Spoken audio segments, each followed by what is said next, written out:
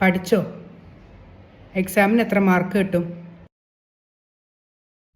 As A psychiatrist ഞാൻ പറയുന്നു, exam സ്ട്രെസ്സിൽ പേരൻസിനും ഒരു റോൾ ഉണ്ട്. ചില കുട്ടികൾക്ക് പേരൻസിനെ ഡിസപ്പോയിന്റ് ചെയ്യുന്നു എന്നുള്ളത് മാർക്സ് കുറയുന്നത് പോലെ തന്നെ സങ്കടമുള്ള കാര്യമാണ്. കുറച്ച് സ്ട്രെസ്സൊക്കെ നല്ലതാണ്, പക്ഷെ പ്രഷർ കൂടിയ പെർഫോമൻസിനെ എഫക്റ്റ് ചെയ്യും.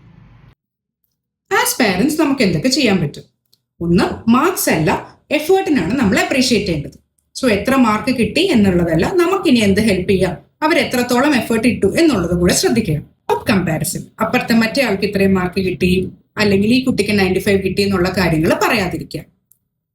സ്ലീപ്പ് എൻഷുർ ചെയ്യുക, അതായത് ഉറക്കമൊഴിച്ച് പഠിക്കുന്നത് നോർമലൈസ് ചെയ്യാതിരിക്കുക. നമ്മുടെ വീട് ഒരു സേഫ് എൻവയൺമെന്റ് ആക്കി വെക്കുക.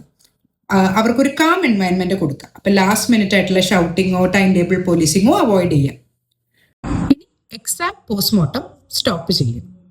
റിമെമ്പർ, നമ്മൾ പ്രഷർ കൊടുത്താൽ ചിലപ്പോൾ ടെമ്പററി അവരുടെ മാർക്സ് കൂടുമായിരിക്കും, പക്ഷെ ലൈഫ് ലോങ് സപ്പോർട്ട് കൊടുത്താൽ അവരുടെ കോൺഫിഡൻസ് ബിൽഡ് ചെയ്യും, അവരുടെ ആസ് എ പേഴ്സൺ അവർക്ക് രുചി.